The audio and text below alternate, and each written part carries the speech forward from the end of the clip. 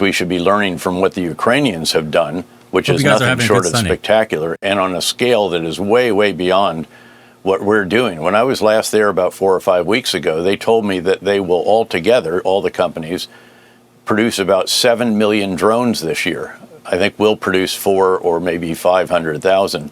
So the scale of what they're doing and also the capability of what they have and the low cost of what they have is something from which we should learn as well. Those numbers are staggering.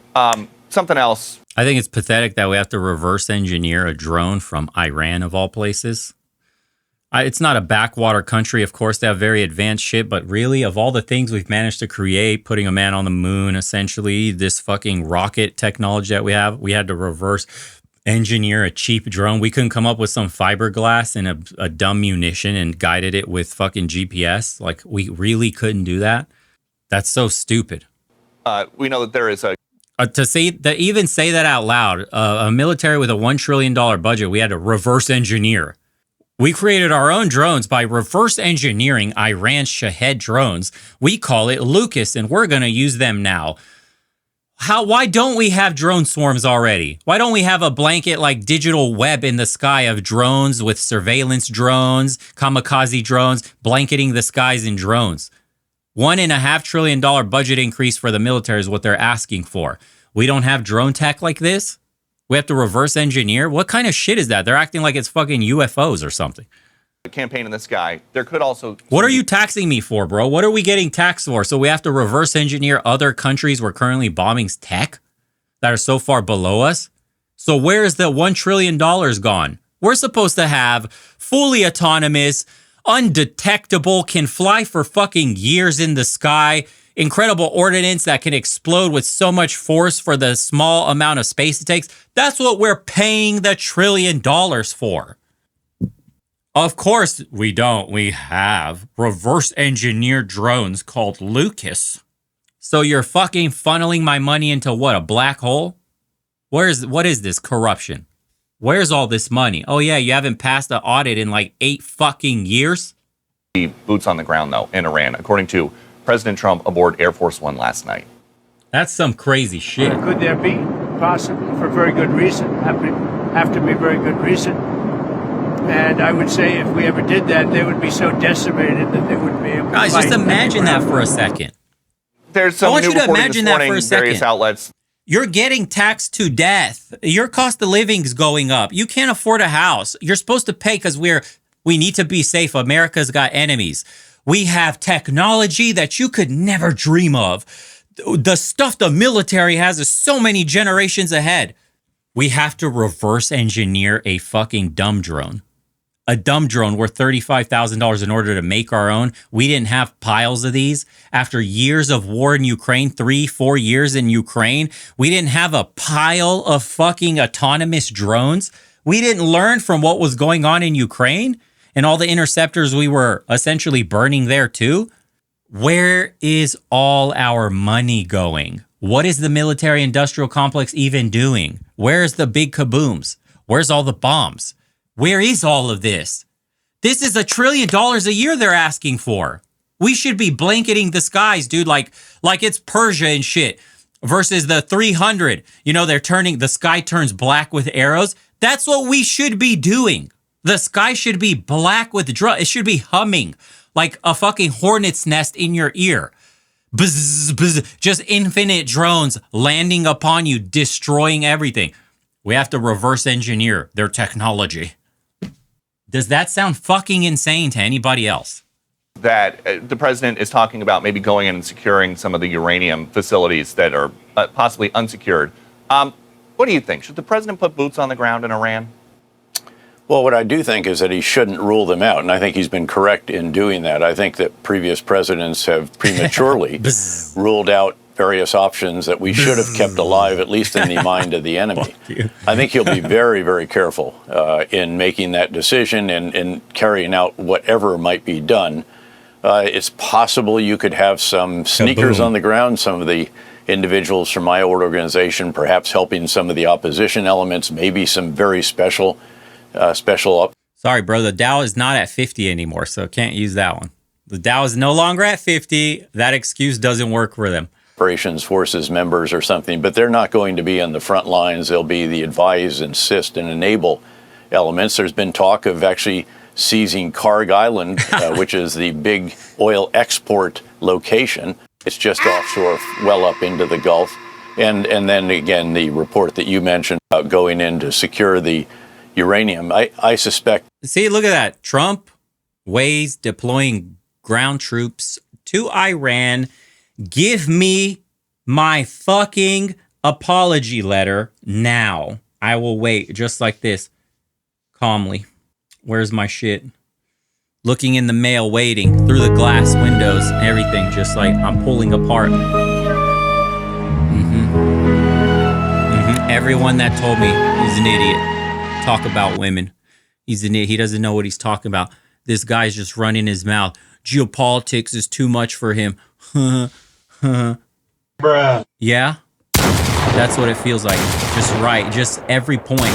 Post a community note. Correct. Boots on the ground calls him. Correct. He was thinking about him. Correct. Bombing girls' school. Correct. Fucking what else can he just not? Can he just, At what point do you just sign the letter and shut up? That the massive ordnance penetrator would probably obviate the need for that, the 30,000-pound precision munition that only we have, and only we have a plane that can drop it. But I'm sure he'll weigh this very, very carefully, having repeatedly noted the challenges of boots on the ground in the wars in Iraq and Afghanistan.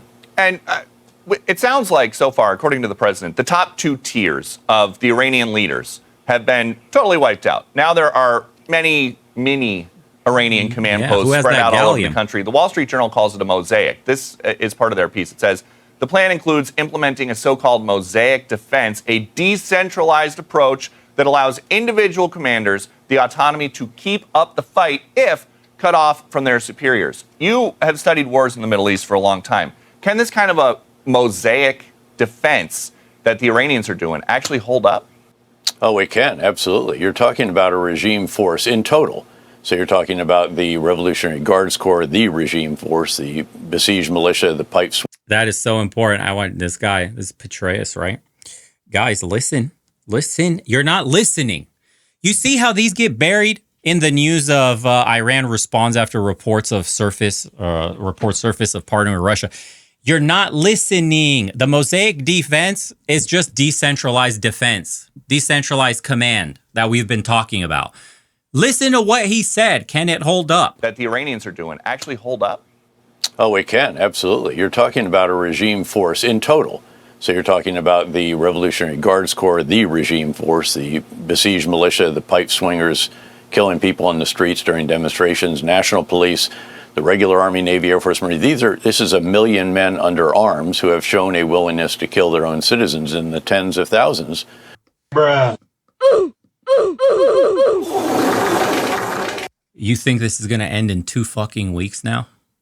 He just spelled out the realities on the ground for you. 1 million man force that are willing to exterminate their own people, protesters. That was really like a color revolution with some fucking knuckle draggers and the CIA that was paying them, and Mossad trying to institute a uprising. They got crushed. Was it even 35,000? Who knows what the fuck the number was? It got crushed internally.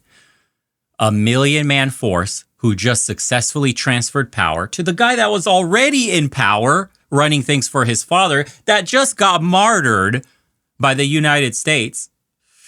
And they seem to be operating with no fucking problem whatsoever. Did you see the videos earlier in the stream? The bombs are dropping. There's, 92 million people in this country. In January alone during the demonstrations. And they have it very obvious, I think, from the very beginning, because we took out the senior leaders, took out their headquarters, their means of command, control, communications, and so forth. So it was very clear that there has been a delegation of authority, a decentralization, as you termed it, to a number of these lower and mid-level leaders to continue the fight with the assets that they have on hand. And of course, what we've been doing is trying to go after, in particular, the missile launchers and missile stockpiles, and then we'll do the factories as well as now the drones. We've had great success against the missiles. Their launch numbers are down by nearly 90% or so. Do you see how they parrot the same shit? Look, man, they're all brought to give you a manufactured narrative and manufactured consent.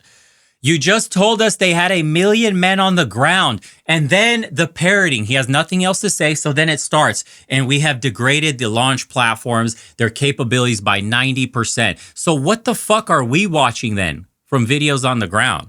So how is it that we've degraded them so much, but they have a decentralized command of 1 million men? How does this make any sense to anybody? Like, logically, piece this through what he's saying. Do you see the holes in the argument? This is speaking to boomers who don't understand the realities and don't even care because they're halfway fucking dead anyways. They just want to hang on to their stock market and the multiple fucking houses they have. And as long as that they can die a nice, peaceful death and sunset their lives away, it's all okay. This is insane. But there still are some coming. The drones have been a bit more steady, and those have been problematic, even though a number of the countries in the region, especially the UAE, have done very impressively against them and have been taking them down with low-cost, short-range air defense systems rather than $2 million Patriot missile interceptors. That's not good math. And General Petraeus, my last question. It seems like the beginning parts of Epic Fury have been a big success, overall a big success for the United States. As you look at this, what is your biggest worry about the next couple weeks? Well, I think President Trump actually captured it quite well. And I thought he was very forthright in stating that the worst outcome would be that the regime survives and another hardline ideological cleric takes the place of Khamenei. That would be problematic. That would mean that we're going to see this again and perhaps again. That's very challenging for a region which has built its brand around security and great infrastructure and great opportunities, visionary leadership, and so forth. So I think that's a huge concern. There's another number of ancillary concerns that are not trivial. The price of Brent crude. We're watching it is now well over $93 a barrel. It was in the low to mid 60s before all of this started. It could go higher if the markets sense that freedom of navigation through the Gulf and then the Strait of Hormuz, and then on the other side, the Bab el-Mandeb, where the Yemeni Houthis have disrupted operations over time, and we think that might start again. That could be problematic as well. Really, I think it's going to come down, though, to a sense of how well have we done against the military objectives, noting that it's not the military's job to bring about regime change. It's the military's job to create conditions in which political transition could take place if, in fact, there is sufficient internal opposition to the regime. But again, keeping in mind that that regime is nearly 1 million men under arms, you'd have to have a very considerable force, people who are armed, organized, capable, well-led, the 111 to take that on. And I think that's why most analysts right now believe that the base case is the regime survives. Then the question is, what is the character of the new supreme leader? Will he be a bit pragmatic or not? And do you see what we're hoping on? And, we're just waiting on to see if he's going to be pragmatic. He's going to come to the table after you murdered his family. Are you fucking stupid, dude? Like, talk about horrible expectations. Like, the management of them are just, it's tremendous to me. We have no plan. We literally have no plan. We're just like, I hope they just come to the table after getting bombed. If we're not, then there are going to be further challenging times ahead. General David Petraeus, that was there you go. Great. Further challenging times ahead. There you go. Straight from the general's mouth. Holy hell, guys. Oh, my God. U.S. Central Command just released a statement saying that soldier was wounded in an attack on U.S. forces last Sunday and succumbed to their injuries last night. The tragic news comes after Israel launched overnight strikes on oil facilities in Tehran, causing massive flames and sending plumes of black smoke across the capital. Millions of people across the Middle East are on high alert as the conflict enters its 9th day and Iran continues to retaliate. But the Trump administration says it is seeing results from Operation Epic Fury. Einstein fear, not Einstein. They're not as strong or powerful as they were 9 days ago. That is for sure. We have completely wiped out their Navy. Their Navy is now deemed combat ineffective. Their retaliatory strikes with ballistic. This is what I was talking about in the parallel with the Varian disaster. Good old Publius. America doesn't understand that you don't win this war because you're not fighting a conventional enemy. You keep racking up on the tally board, right? Every tally is like, we've destroyed their navy. We've destroyed other hard assets like airplanes. We took out the runway. We, destroyed this launch platform. You're fighting almost like a guerrilla war with a 92 million size nation. 1 million man decentralized army plus proxies, Hezbollah, and all that other shit. The Quds Force, everything. The numbers of the ships don't matter. The platforms that you just destroyed, they don't matter. The F-15s and whatever old planes, they don't fucking matter. Do you not notice that they're launching off mobile platforms like pickup trucks?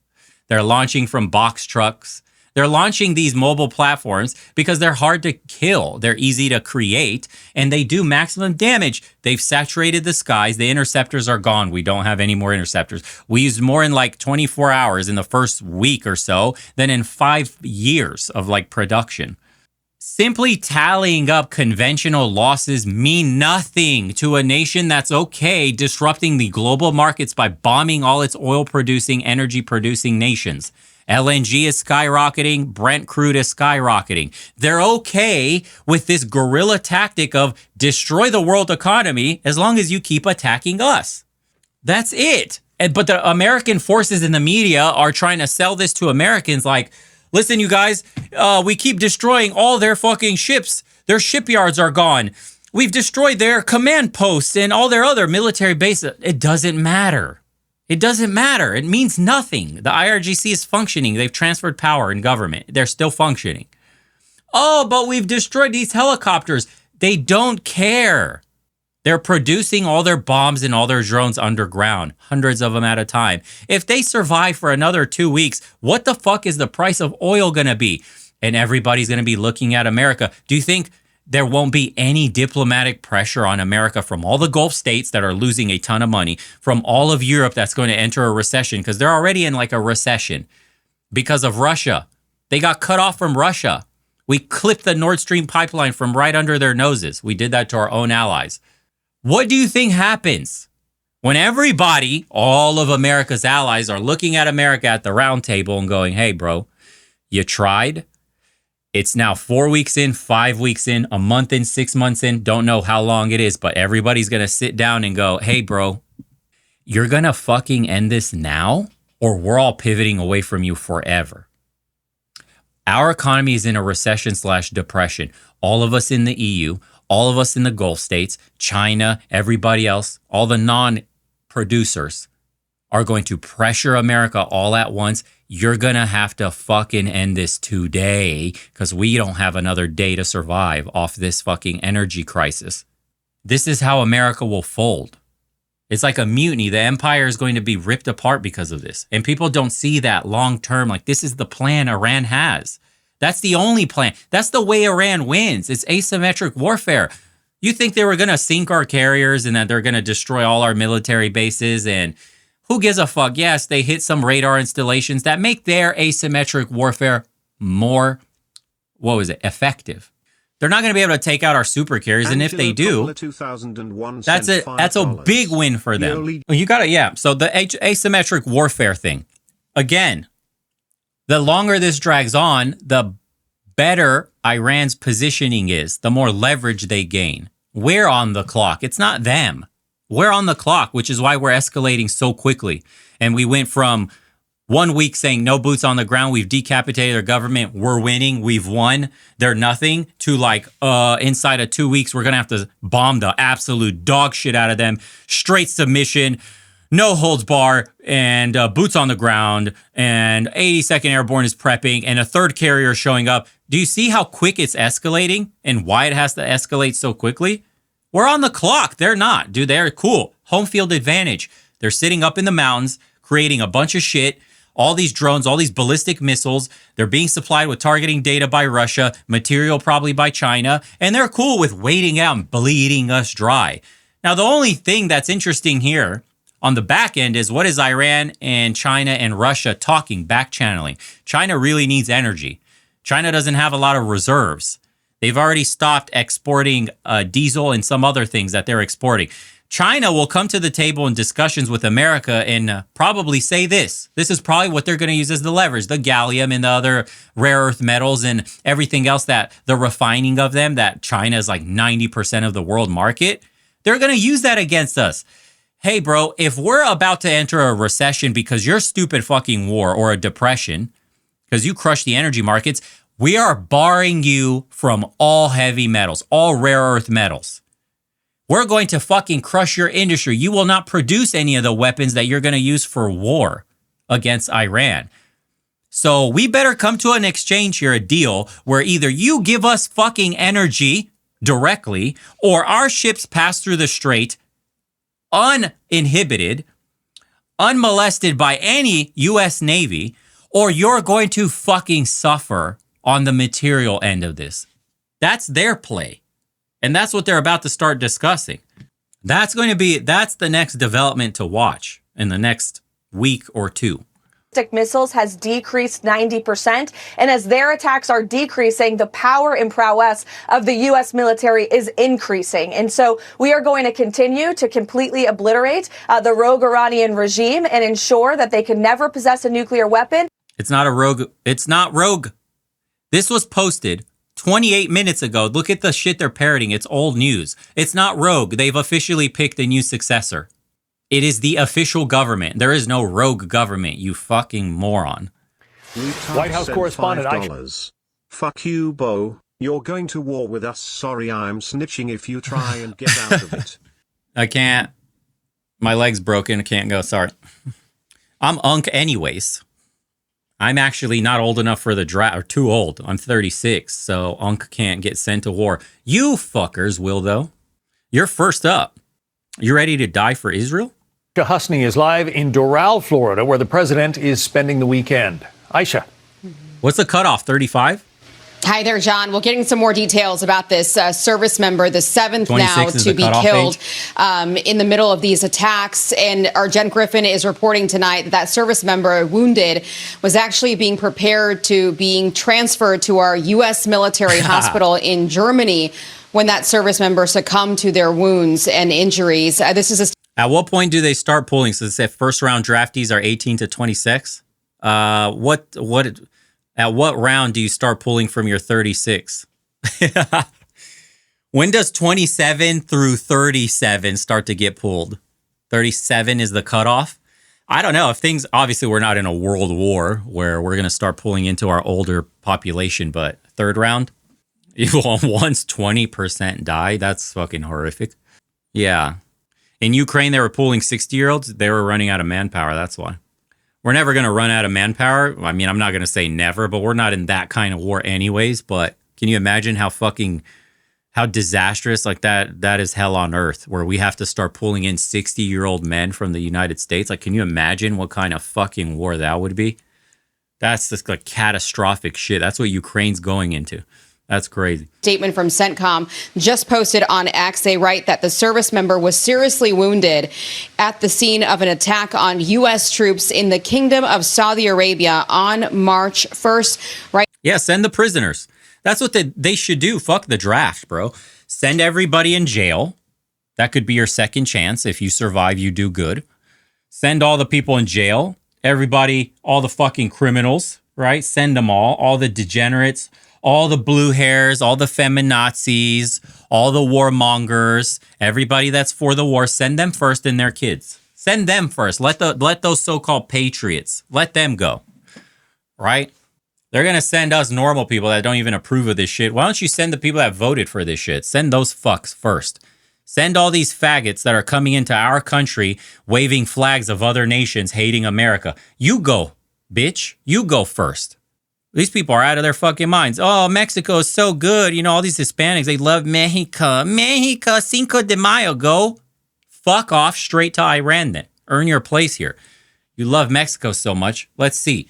All these fucking, all these Minnesota Somalis and shit loving the Somali flag and all that. Go to fucking war, bro. Go to the Middle East. Let's see. Right now, they're withholding the identity of that Let me change that service and put it member at until $2. they can notify the next of kin. And 24 hours after that is when they will be able to release that to the rest of us. Yesterday, the president gave a final salute to the 6 U.S. service members that have been killed now in an attack in Kuwait as part of this operation. And the president, John, is not ruling out U.S. ground troops in Iran just yet. Brother. Watch. Appreciate you. I don't even want to talk about it now. It's, let me see if that works, too. I don't think it's an appropriate question. You know, I'm not going to answer it. Could there be? Possible, for very good reason. Have to be very good reason. And I would say if we ever did that, they would be so decimated that they wouldn't be able to fight at the ground level. But, John, Israel's President Isaac Herzog told me yesterday he does not believe U.S. troops or Israeli troops are necessary in Iran, even as the foreign minister of Iran is basically saying that they are ready for them. I got to go get gas. President Herzog, are you expecting to send any Israeli troops into Iran? No, and I don't think anybody's expecting to see American troops in Iran as well. I think part of the comments of the Iranian foreign minister is, in order to impact American public opinion and scare American public opinion. This morning, John, President Trump had a call with UK Prime Minister Keir Starmer. According to the Brits, they spoke about military cooperation. This after the president slammed the UK as our once great ally. The Brits are weighing whether or not to send in an aircraft carrier to the Mideast. Here at home, gas prices are on everyone's minds as the price of oil hits $90 a barrel. The president has not said yet if he's going to tap the Strategic Petroleum Reserve, but he says prices will come down once this conflict is over. The president does not have any events today. He does have a GOP retreat here in Doral tomorrow. John. Aisha Husni reporting from Florida. I love how they say once this conflict is over. Huh? Oh, let's see Al Jazeera. That's another angle to this. Tehran has carried out more attacks on Gulf states despite an apology by the president to Iran's neighbors. Civilian targets have been hit, including airports and vital infrastructure. Who's in control in Iran? Underscore ballsack sent $5. Just came to say I've been watching you for a bit. Hey, and really you enjoy your fuck, dude. videos. Also, is this live or pre-recorded? Welcome. I can't really tell if this is live or pre-recorded. I'm not editing this tomorrow. Fuck you. Your mother's ballsack. Thank you for the 5. How will Gulf states react as the attacks continue?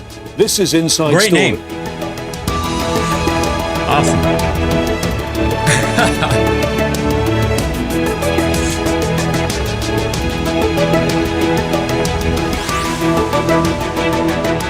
Where is it safe to go in the world? I don't know. I would not go to any third world country right now. Philippines, Thailand. Thailand had some shit going on with Cambodia not too long ago.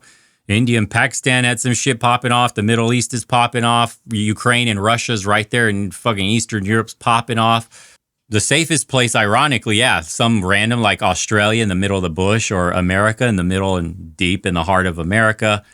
New Zealand.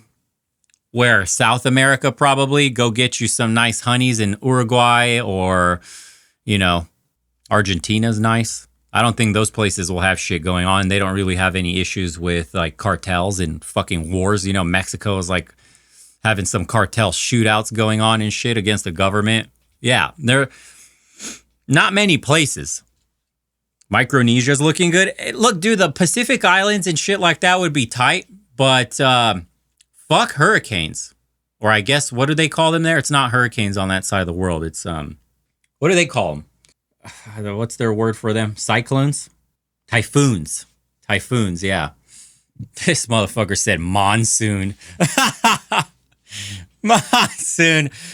Bro's brain ain't working, bro. Monsoon. Bruh. My mates. Come on, dog. Hello again, I'm James Bays. More than a week after Israel and the US attacked said they're getting rain. Iran, the crisis they've ignited is worsening. Oh, it's a cyclone in Australia, and Monsoon. That's monsoon. These motherfuckers are trolling me now. No way you say that. Yeah. Typhoon, bro. While Iran has suffered the most casualties, it's retaliated by attacking neighbouring Gulf states and says it's targeting US military assets, havens of stability in the region. These countries are vital global hubs for energy, business, Typhoon in and aviation. Japan too, right? All have been severely disrupted, with the impact felt across the world. From Iran, mixed messages add to the chaos. Apologies been a while from since the we've been in president school, for the boys. attacks, Brains. yet they have continued. Questions now about who's actually in control Platoons. in Iran. Unpredictability, too, from US President Donald Trump about his plans, strategy, and aims in bombing Iran. So, what does all this mean for long-standing US alliances in the Gulf? And what now for Iran's relations with the Gulf states? We'll speak to our panel of guests in a moment, but first this report from Imran Ullah Khan. Tehran seems to be sending out mixed messages about how it will proceed in an escalating regional war, retaliating against countries in the Gulf that host U.S. military assets. But as well as bases, the attacks have hit hotels, airports, embassies, and more in Qatar, Kuwait, Bahrain, the UAE, and Saudi Arabia, causing anger amongst Gulf leaders. On Saturday, President Masoud Pezeshkian apologized for the strikes and said they would stop. We do not intend to conduct an assault on neighbouring countries, but like I've said before, they are our brothers. We have to be hand in hand with our brothers in peace, and the Interim Leadership Council approved a decision yesterday. That decision was relayed to our forces that they should no longer attack neighbouring countries unless there is an attack on Iran staged from their soil. But shortly after the message aired, more Iranian strikes hit Gulf countries. Then Iran's armed forces weighed in, saying they respect the interests and national sovereignty of neighboring countries. But they also said U.S. assets would remain primary targets if attacks on Iran continued. So they're just making a clear distinction for the Gulf states, like, hey, we have no qualms with you. We're not trying to target you, your infrastructure, but we are going to target any American bases and any assets there. So it's valid because you're in a time of war, and the United States is one of the belligerents, to you.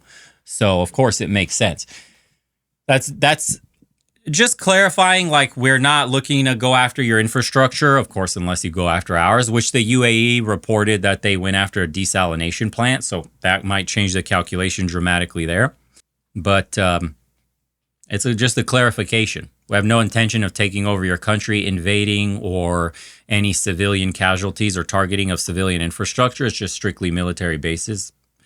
Hope you understand later, bitch, and then bombing their shit continuously. Pezeshkian spoke again, saying his words earlier were misinterpreted. The enemy has a distorted understanding of my words. They want us and our neighbouring countries to be at war and are seeking to create discord between us and other nations. If they attempt to invade our territory from any country, we will be compelled to respond to that aggression. However, this response does not imply that we have a conflict or disagreement with that country, nor do we intend to upset its people. It's interesting, though. We are looking for an off-ramp because Trump tried to signal as much. When Iran was saying that they're not interested in bombing these countries, Trump got on the mic really quick and was like, you see, total victory. They're already negotiating surrender and some other bullshit to just like quickly get a win in front of the American people. And it wasn't working. Like, nobody's buying that shit. That's not a fucking win. And he wasn't even talking about the United States. They were clarifying with other GCC states. Like, it looks like we may get pressured into like leaving.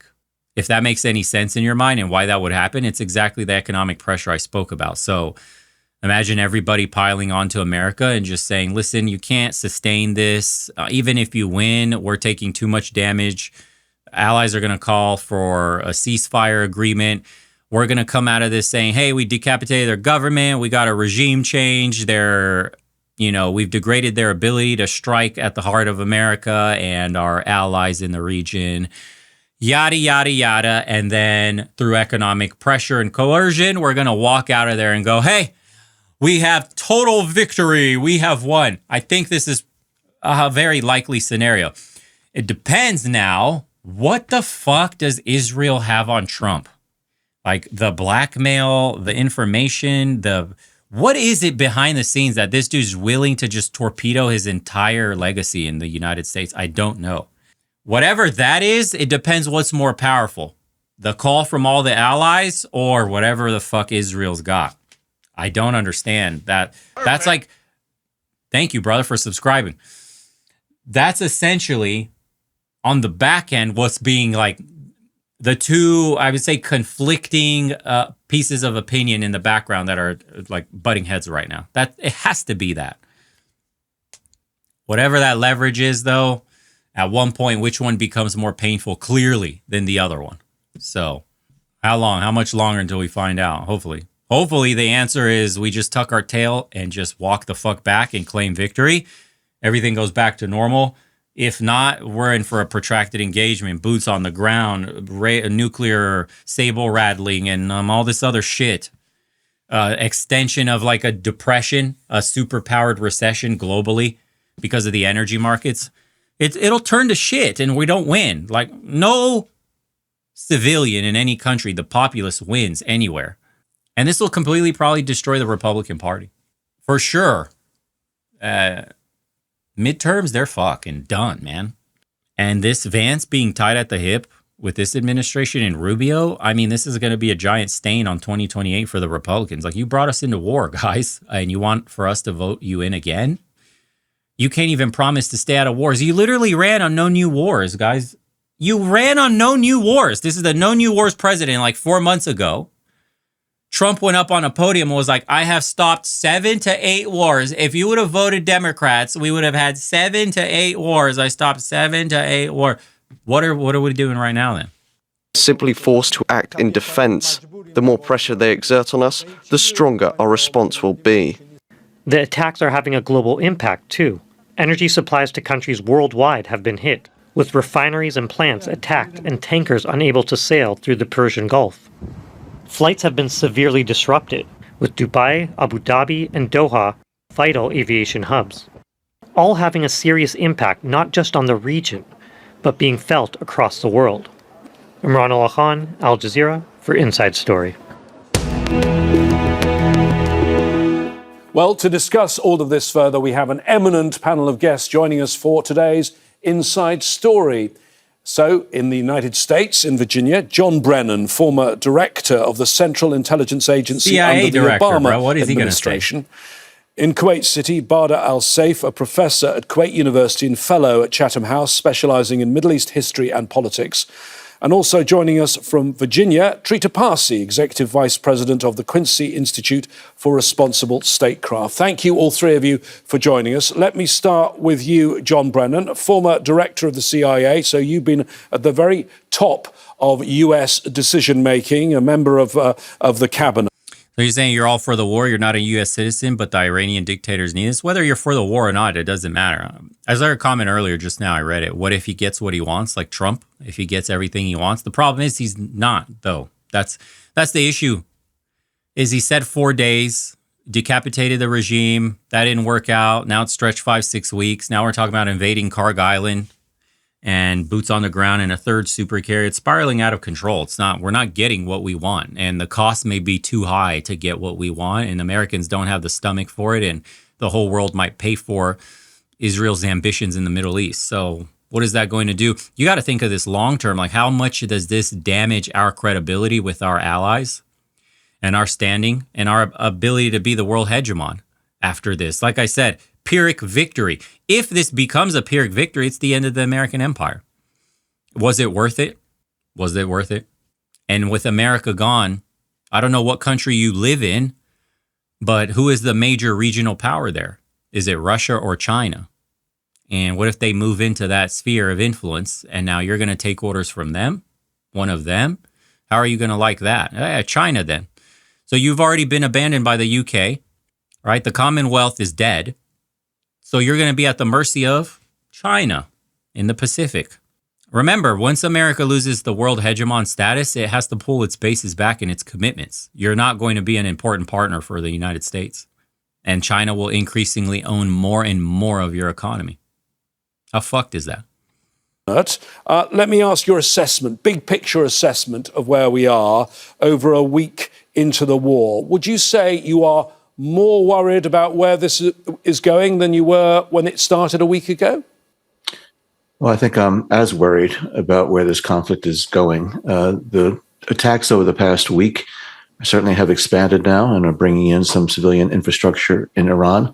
And there is continued defiance on the part of the Iranian regime in the face of the Israeli and U.S. operations. So the fact that I think the Trump administration has not really articulated exactly how we're going to get out of this conflict, aside from an unconditional surrender, really makes me worried that this is going to be more long-lasting than the Trump administration anticipated. Former CIA director just said that out loud, letting you know. So we're not getting what we want. There's another one for you.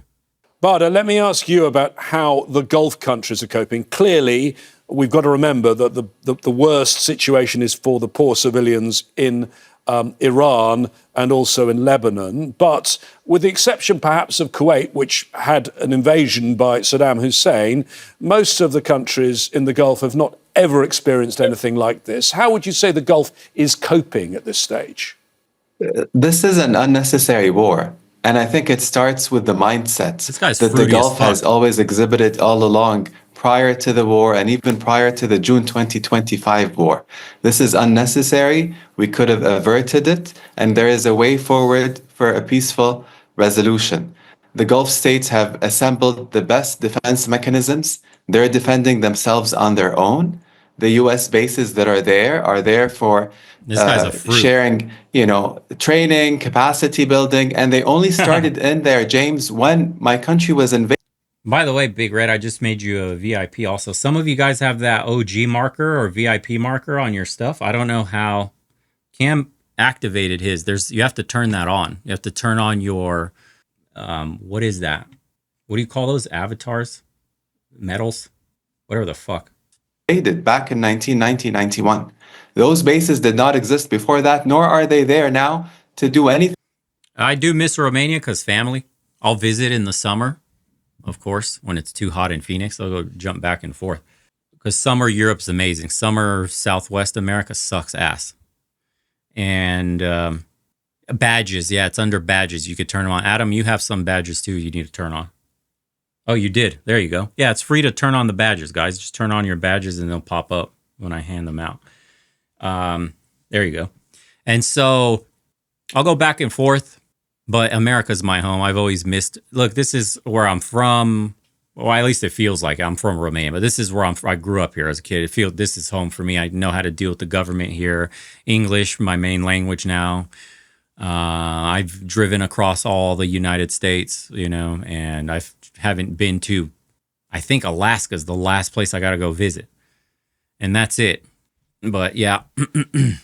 Despite all her problems, I'm more of a private person. I like the fact that I could just go out and be in the middle of nowhere. I can go hiking. I can, do whatever the fuck I want and be left alone. Europe's very small and tight and there's people everywhere and it's not that same feeling. Sure, in the countryside, but it's just America's different.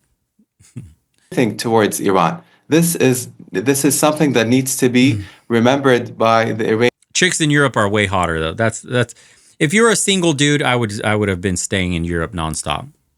Just saying. Iranian state, and that is something that got picked up by the president yesterday with his apology, but it seems it has not cascaded down to the other forces, or it has not been communicated properly or agreed upon within. We need some clarity on this front, and they need to focus on where their targets are coming from. They're not coming from our airspaces, and the bases in the Gulf are not being used against Iran. So, Trita, let's focus on that apology from the Iranian president. The Gulf states are countries that all, before this war, maybe not historically, but all before this war, had cordial relations with Iran. He clearly wanted to... Yeah, I'll be handing that out for the subs, dude. I'll try to hand these out for the subscribers, and they're limited.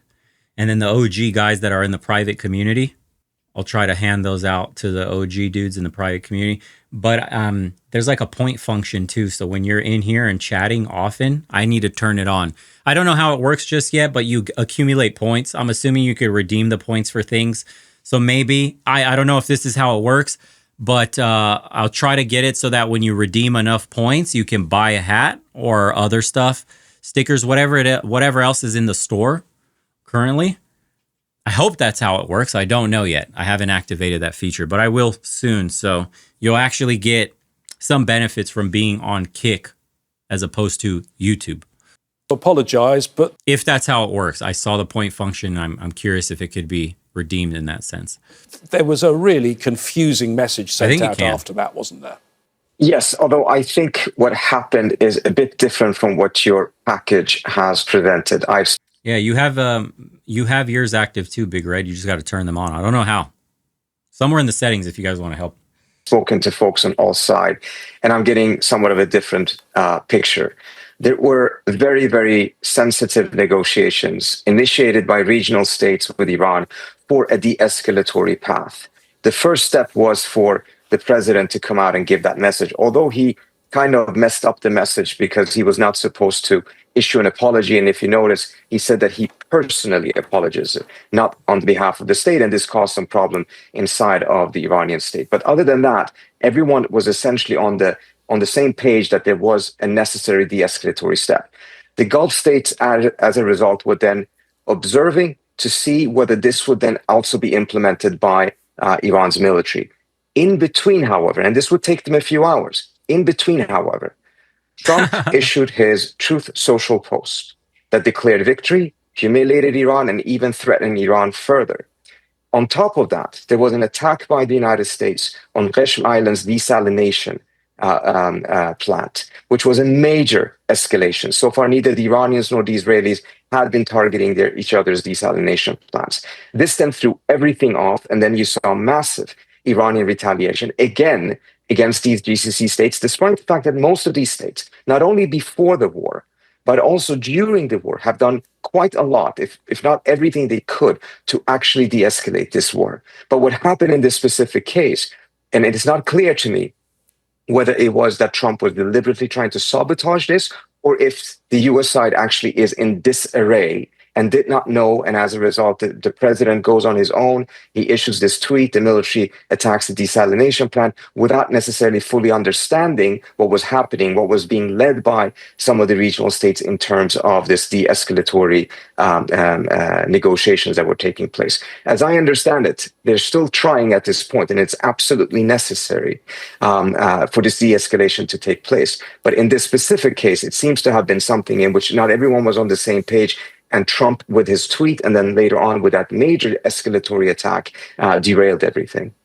John Brennan, I mean, Trump's tweet, well, it was actually on his own social media platform, Truth Social. No, it's he not said, muted, dude. Iran, which is being beat to hell, has apologized and surrendered to its Middle East neighbors. He called Iran the loser of the Middle East. What do you make of the way Trump is conducting this war? I mean, it's the way Trump does business, but rarely have we seen this from a US president at a time of war, a president who launched the war rather than a solemn address in the Oval Office, did it from Mar-a-Lago wearing a baseball cap.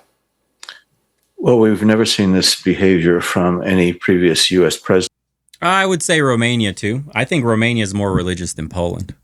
You say it's the last Christian bastion in Europe? Nah, I think Romania is probably going to end up being the last Christian bastion. Believe it or not, they're way more. I wouldn't call it backwards. They just built the largest Orthodox church with the little money they do have. Think of that what you will. But the people there are very religious, and they're in school every Sunday. Like, you guys in Poland have advanced too much. You're very Western now. Yeah, you're more organized. You're definitely way ahead of Romania, especially on earning power and equality. So I think that goes against you guys in that sense. You're not as religious as we are over there in Romania. But plus, we also have Vlad Dracula, the Impaler, the actual story of spiking Muslims and all that shit. He's a national hero here. So in our consciousness, like, Islam's not conquering Romania anytime soon. That's just not going to be a thing. Yeah. Romania's biggest problem will just be gypsies. That's about it. And Donald Trump is a very unique individual. I think these are just traits that he has demonstrated over time. Whether he's doing domestic policy or international affairs, he uses social media platforms to basically make policy. But actually, when you think about it, honestly, it probably won't last much longer for Poland or Romania. If we're talking about our young people, It's not looking good. I saw young Romanians, the way they speak, they use a lot of American words. They do TikTok language, basically. They're retarded. I really don't have hope for these younger generation. They're completely brain rotted out of their mind.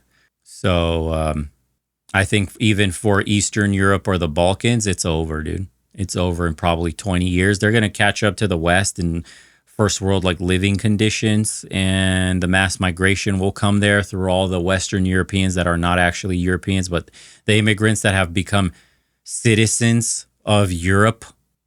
All these fake Germans, fake Brits, fake Scandinavians, fake Frenchmen. They're fucking African and Middle Easterns, but they have European paperwork. They're going to be allowed to move within the European Union, and they will settle in Poland and Romania and all these places that are the new safe place, the new, places that earn decent money for obviously a cost of living, while they leave Western Europe a smoldering piece of shit that it is. That's what's going to happen to us, brother. My Eastern European brother. We are just like probably 10, 20 years away from that shit. An announced policy. The traditional U.S. interagency. Yeah, if Europe doesn't change dramatically, the cancer will spread to the Balkans. Process whereby you have the different departments and agencies come together and formulate a policy. That is not happening by all accounts now. It is more that... And what's funny is Americans don't know how fucked they are. We see all that stuff on X and all that shit about the mass migration in Europe, and Americans are like, holy fuck, you guys don't have weapons. This is why you need borders and all this shit. Dude, America is more brown than you even fucking have any idea. Do you know how white Europe is? Like in general, when you look at the total population, they're way over 60% white. They're freaking out over like 10 to 20% Muslims or brown people or whatever. Blacks and brown in Europe. Like Romania, especially Eastern Europe, Romania is like 90-something% white, 98, 99% white. Dude, coming back to America, you're going to the jungle, boys. I'm telling you straight up. The white people, hardly seen. It's mostly everyone else. It's mostly black and brown. You have to go to white areas in America to find white people. That's not the case with Europe yet. Europeans are freaking out about the areas that have become majority black and brown. But America's fucking cooked. Cooked, bro. I got off the airplane after a couple years in Europe, and I was like, whoa, what the fuck? What country am I in right now? Where are the white people? They like disappeared. This shit is crazy. Donald Trump decides based on his gut feelings what to do. And this war is something that was initiated by, I think, Donald Trump and Bibi Netanyahu. They decided that they wanted to take down the Iranian regime. I think he had a real misunderstanding about the complexities and difficulty of doing something like this. I think he's infatuated with the U.S. military power and the powers of the presidency. And I think the success in Venezuela, removing a single person, Maduro, from the leadership there, led him to believe that the cause in Iran was going to be similarly successful. So, John, but I think what he's finding now. That's a good point. Yeah. So, John, at a time like this, a time of war, the most combustible. That's a good point. He had. See, I didn't even think of that too. But he got some false confidence from how successful the Venezuela raid went. And maybe he would have thought a decapitation strike would have ended up with the same thing, capitulation, coming to the table and having a conversation, and then like squeezing an oil deal out of everything. Clearly, it got completely out of control. It spiraled. That makes good sense. In the mind of Trump, that's exactly what he probably thought. I think that was spot on. Time possible, these sort of social media messages, I mean, how dangerous are they? I think they're very dangerous. The stridency of his rhetoric, I think, is increasing. The callousness, I think, of some of the commentary also is leading individuals to really be concerned about the future course of this war. And I agree that I think the recent language and the recent actions of the United States have led to real inconsistency, I think, in how the U.S. policy is being perceived as well as the reaction on the part of the Iranian government. When he says he wants to, change the regime, he wants to have a role in selecting the next supreme leader, the leader of Iran, I think it really just demonstrates that Donald Trump doesn't really understand just how challenging this whole situation is and is going to continue to be. But we heard from Trita his assessment of what happened with regard to the president's statement. But there is another factor in all of this, isn't there? That Iran has put in place what it calls its mosaic defense. Basically, they've delegated control of missile systems to individual commanders who are out in the field. That means that there is not the coordinated central chain of command that you'd expect. Everything we talked about and that's earlier, a very dangerous thing. And that's why we would like to see some kind of order and sense coming through from. I don't want to talk. I don't want to hear the fruit. I want to get the former CIA's opinion on that decentralized fighting force. This fruit needs to go back to. Particularly mindful of the fact that many of them went out of their way to try to prevent this war. I don't believe, however, into even more hard line. Well, I think there is, if that is the outcome, and you get a more hard. Main candidates prior to this war have now become the main candidates, particularly after Trump has said that some of them are unacceptable. I think that actually ended up becoming an endorsement for them that may see the next supreme leader of Iran going into an even more hardline direction than the previous one did. And John, I mean, that if that is the outcome and you get a more hardline supreme leader, that person may have learned one lesson, and that is, let's actually get the bomb. Liberal white women are the reason why white births are down. White men don't want them. As a white man, I would rather be with an Asian or Latino woman. Thank you, brother. Get a conservative woman. I'm not into Asians. I don't find them attractive. They're not built like women. They're built more like slender boys. And they're short. I'm not propagating short genes. Latinas, it depends. If they're Euro passing, fine. I don't want one of the jungle shouties. No, thanks. But if there's one of those like Germanic Latinas down there in, Argentina, sure thing, or Uruguay. I like my women tall, white, and stacked. Okay? All women are a headache anyways. I don't care for liberal women, but all women in general are a headache. And so you're just going to be dealing with problems no matter what. It's Asian, it's Latina, or white. Who gives a fuck? They're all headaches. It's just the nature of women. So in that sense, if I'm going to deal with the headache, I'll pick a white woman. And I want my kids to look like me. And I want my kids to have a high IQ. So sorry, I gotta stick with, in general, if we're talking overall, white women.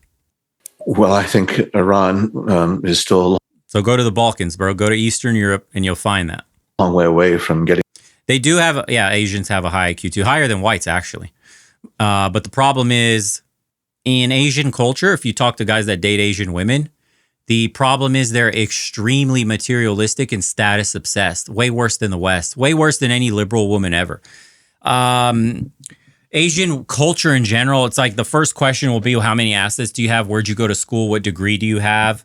And like what's your position at work? And that's literally all that matters. And the whole family banks their entire reputation on your job and how much you make. And like, it's this incessant need to show you off and constantly just like flex your position and your education and your assets. It's disgusting. It's I could never be in a relationship like that. Sorry. And I've thought that's mostly East Asians. Southeast Asians are a little different, a lot more chill, but you're not getting the elite genetics of the East Asians. You're getting Filipino genes. No offense to the dudes that love their Filipino women, but I'm not dating a 4'8" chick. Like, you're out of your fucking mind, bro. You're traveling the rest of the world for pussy and you landed on some chick that's 4 feet tall. Gross. No thanks. No thanks. I don't fuck anything under like 5'8". Period. Don't give a fuck. I see a chick that's like 5'1", I'm disgusted. The same way bitches are disgusted at short men, I'm disgusted at short bitches. I'm 6'2", bro. I will absolutely dog a bitch out that's 5'1" trying to talk to me. Like, go away, midget. There are men for you. The same way they have vitriol and hatred for you bros that are like 5'6" and they try to shit on you and say they want 6 feet plus men. Fuck off, ho. You are short. You don't deserve 6 foot man. Just being real. Yeah. So I'm slinging shit back at them for the boys, for the short kings. the bomb. But as you point out, I think Iran is going to be trying to decide what course to take in order to prevent future aggression and gain some type of deterrence, which is what I think a lot of people presumed was the intention behind some of the commentary of Iranians about seeking a nuclear weapon. But there was no evidence that there was nuclear weaponization program underway recently. I agree that this is an unnecessary war. There was no imminent threat. It was something that Donald Trump, again, and Bibi Netanyahu, I think, decided to do. But it's clear that Donald Trump is not going to relent at this point. He's going to continue to push forward. The U.S. still has a lot of U.S. military capability that it could bring to bear. He avoided discounting the prospect of putting U.S. boots on the ground yesterday. So Donald Trump doesn't like to lose. He likes to win, but yet he could cast some future situation as a victory for the United States. But I don't think he is going to be able to achieve his goal or his stated goal of vanquishing this regime and basically bringing in a totally new leadership. The IRGC, the Revolutionary Guards, is very much embedded in the fabric of the Iranian government. And I don't see any indication that they're ready to lay down their arms and surrender, as Donald Trump would like them to do. But I mean, one of the problems is we don't really know what Donald Trump's goals are because they have been all over the place. We didn't properly explain to the world or the American people why he started the war. How do you feel about Andrew Tate shilling for Dubai? He really has no choice. Bro, he's deployed significant capital there. And just like his story switched up when he got arrested and softened his stance, he wasn't talking as much shit to avoid jail. He's doing the same shit over there. He just wants to maintain the wealth that he's built. The government is probably working with him because he's one of the most popular people on the planet, of course. That's true. And so, you know, he has his directives like, hey, just go ahead and do this for me, do that, and then your life in Dubai will be like a king. You'll live great. And him and other influencers in Dubai have to go walk around and pretend life's good and that they're not all cooked over there with fucking rockets and missiles and shit overhead.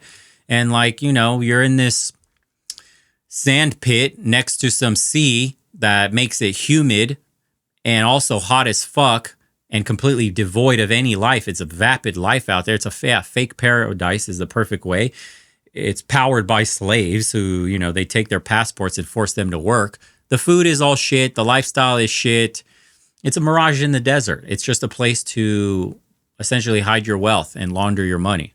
That's it, bro. So yeah, it makes sense that he's going to go out there, do a little walk and talk and be like, everybody that's going away from Dubai is a faggot and we're not doing business together. All right, dude. Like anybody with half a brain knows what you have to do that. Like we know you have to shield Dubai. You know your fucking real estate is down mega amounts of money. Especially after all this shit. The few people that were even going to Dubai to visit, that's like a major tourist capital in the world. With these bombs flying and all this shit going on, like their tourism industry's fucking cooked, bro. Of course he's got to get on his knees and be like, please visit Dubai. Please check out Dubai. You guys, look, I'm having dinner as like a fucking Shahed drone is over his head buzzing and shit. Everything's fine. It's totally fine. Come on, dog. Top G. What are we doing here? And he hasn't properly explained what will end the war. But one of the ideas that floats around and comes up from him regularly is the idea of a Venezuela model. Given the fact that Iran is still firing, every few hours, particularly at the Gulf, is there any chance of a Delcy Rodriguez emerging in Iran? I think they're increasing, to be honest. U.S. strategy, we can't even use the word strategy when it comes to U.S. objectives in this war. It's quite unclear where they're served at the highest levels in the military, in the intelligence community, still are there in the system, are making of a war with no real strategy and no real end goal.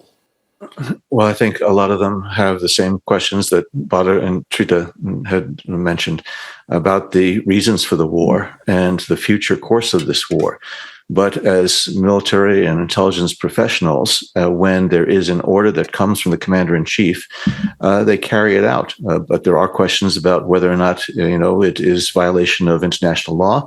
There are questions about the targeting, the rules of engagement, other things. Very little people live in Dubai, dude. Very little. When I was there, Every building, every one of those like apartment complexes, those huge towers, they're fucking empty. That place is empty as shit. People travel through and visit in the winter when it's like 70 degrees there. It's very pleasant in the winter. And then it turns into dog shit of heat and humidity. I mean, literally heat and humidity that you've never seen because they're so close to the sea. And yeah, apart from that, it's dead. Place is dead. Military and intelligence personnel need to be looking at closely.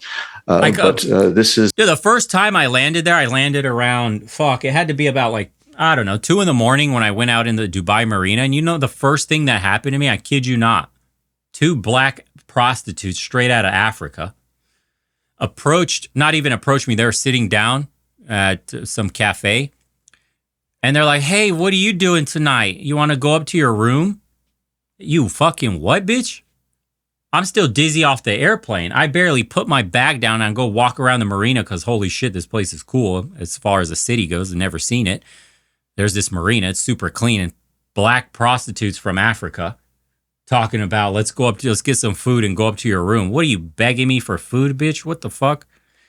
Like, damn, starving ass hoe. Yeah, so if you're a degenerate, literally night 1 could have had a threesome and maybe robbed and some other shit. Who the fuck knows what would have happened? But dude, the amount of fucking prostitutes that you see everywhere. And then it's crazy because in the marina, for example, you won't see much of that shit. They have these little cards that when you go outside of the city center, outside of the white areas, you could say, right? Outside of the westernized parts, and you go through the real streets of Dubai, you will see hundreds of these little like calling cards for prostitutes and like sex services and shit like that.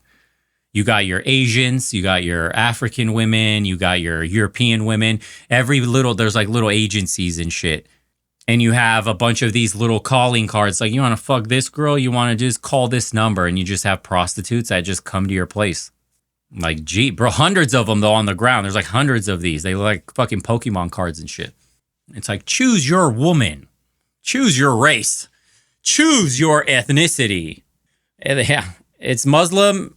It is a Muslim country outside of all the westernized parts, you know, like where you go get drunk and get fucked up and where all the money is and all that shit. Yeah, if you're driving through the UAE away from the city, then you start to see your fully covered women and, you know, everybody observing Islam and all that shit. But outside of that, you're drinking, partying, fucking strippers, whores, prostitutes, drugs, all that. Yeah, it's a playground for millionaires, degenerate.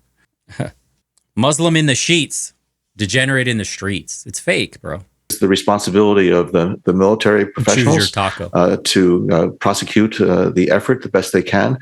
They're not the ones that make decisions about the political objectives of this administration. But I do think the longer this goes on, the more questions will arise, as well as the more concern is going to arise in U.S. Among American citizens. We already see demonstrations against the war. So this is only 8 or 9 days old, and we see the tremendous toll it has taken already, as Bada pointed out. I do think that there's going to be even more repercussions of this, not just on the battlefront, but also in the larger economic and energy dimensions that I think are going to have a real impact on people, including in the United States, but also globally.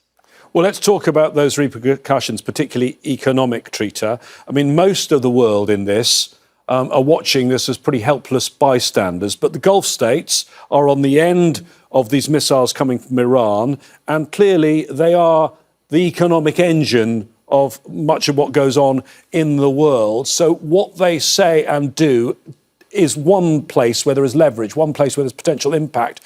What do you think the Gulf states want right now? I think the vast majority of the Gulf states want exactly what they did before this war, which is for this to never happen at all. This is, as Badr pointed out, and as John has also hinted at, is absolute disaster for these states.